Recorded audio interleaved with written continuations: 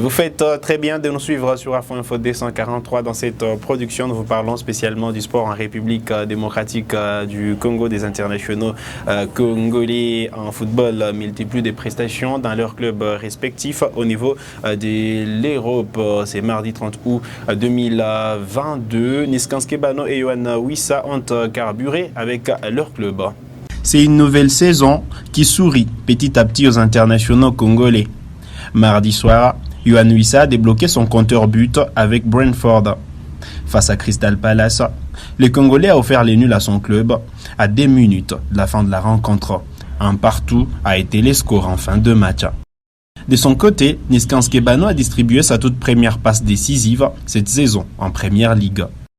Le Congolais a participé au premier but de Fulham en offrant un caviar à Alexander Mitrovic à la 48e minute face à Brighton. Au finish, Kebano et ses coéquipiers se sont imposés par le score de 2-1. Lundi, Jackson Muleka donnait la voix en marquant un doublé avec Beşiktaş face à Sivasspor pour le compte de la 4e journée de la Super League turque.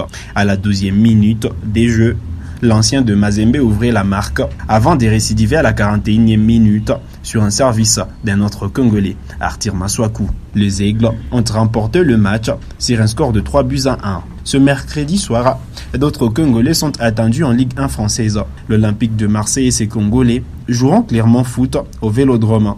Si Chancel Mbemba s'est érigé en rock défenseur au sein du club phocéen, la participation de Cédric Bakambu par contre laisse planer des doutes.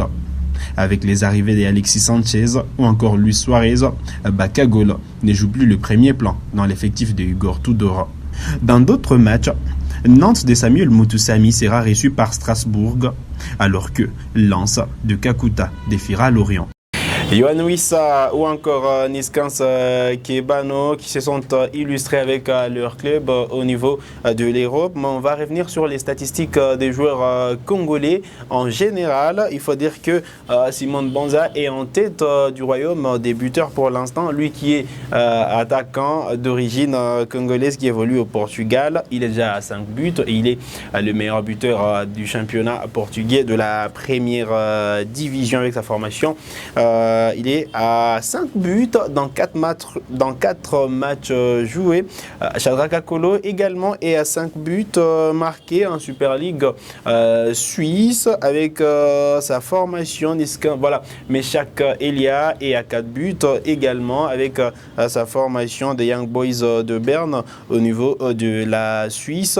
Jackson Muleka est déjà à 3 buts après son doublé lundi. Jackson Muleka a porté son compteur à 3 buts avec Beşiktaş depuis les débuts de la saison. Elvis Sukisa est à des buts marqués pour l'instant. Samuel Bassian également qui carbure au niveau de la 2e division anglaise, la Championship avec Burnley. Samuel Bassian qui a marqué, vous le savez, le week-end. Il est déjà à des buts avec sa formation. Fiston Mayele Kalala, le roi du championnat tanzanien aujourd'hui, qui a des buts avec Young Africans dans Ligi Kubara, le championnat de première division en Tanzanie. Il faut dire que Jonathan Bolingi Mpangi avec Buriram United en Thaïlande est à 2 buts.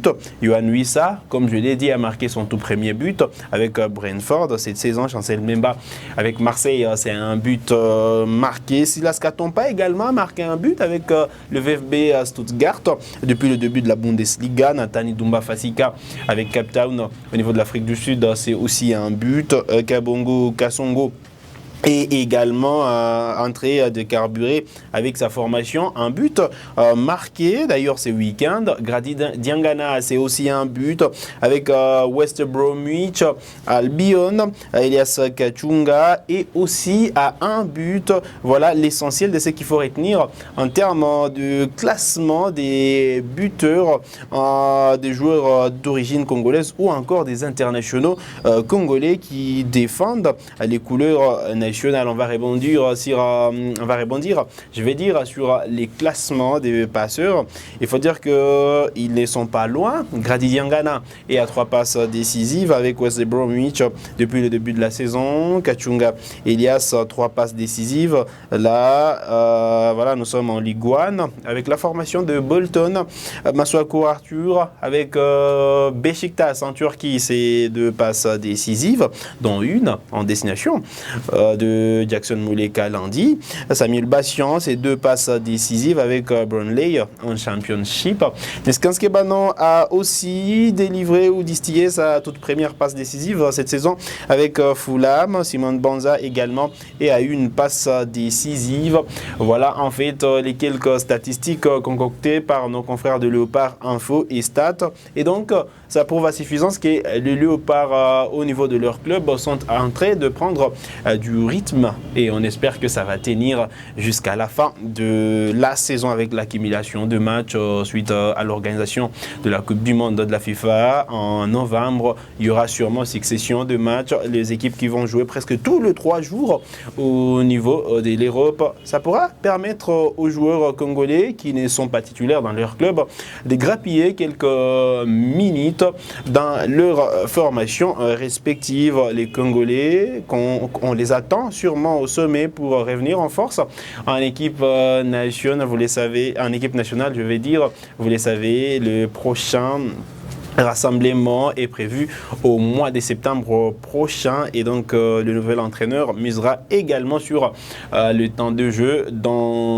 les temps de jeu de joueurs pour sortir la liste de joueurs sélectionnés ou encore la liste des joueurs convoqués pour le stage du mois de septembre. On va enchaîner cette production sur Afro Info 243 avec les états généraux qui se poursuivent à Mbuela Lodge au Congo central. C'est mardi 30 août 2022. C'était le 2e jour. Détail dans ces reportages de la cellule de communication du ministère des Sports et Loisirs. Répartis en groupes de 6 en fonction des 6 thématiques qui constituent la base des états généraux des sports en RDC, les panélistes venus de divers horizons ont entamé les travaux de réflexion de la refondation de la pratique du sport en RDC. La journée de ce mardi 30 août a démarré par les exposés des experts, notamment les Congolais Armand Lambert Kitenge. J'ai rappelé 4 phénomènes importants qui peuvent permettre à la République démocratique du Congo de faire émerger les sports.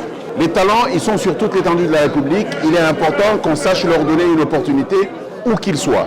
Il est important que nous mettions notre stratégie sportive sur l'athlète. À partir du moment où l'élément de base c'est l'athlète, les médailles deviennent possibles. Il est honteux qu'un pays comme le nôtre n'ait jamais eu la moindre médaille olympique. Christopher Boucher, expert international, insiste sur l'implication de chaque participant dans les propositions des résolutions. Si on veut que ça avance, il faut qu'il y ait une interaction. Il faut que chacun se sente investi du sujet pour faire la doléance, d'accord, mais aussi pour porter quelque part la bonne parole dans sa province ou dans son mouvement sportif. La représentante du gouverneur militaire de l'Ituri, présente à Kisantou, a quant à elle salué l'avènement des états généraux des sports. Mais nous, sans oublier que nous avons une situation assez particulière qui est l'insécurité et que les ministres sont en veilleuse, c'est-à-dire que nous devons capitaliser ce secteur de sport pour essayer d'encadrer, d'occuper les jeunes.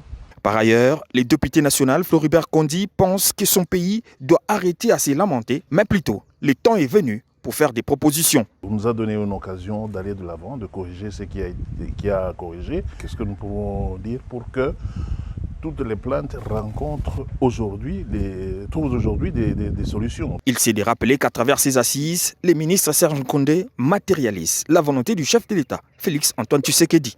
Fin de cette production sur Afro Info 243. Vous êtes nouveau à la chaîne, cliquez sur s'abonner, activez la cloche des notifications pour ne manquer aucune de nos prochaines publications, likez cette vidéo si elle vous a plu et merci de nous avoir suivis.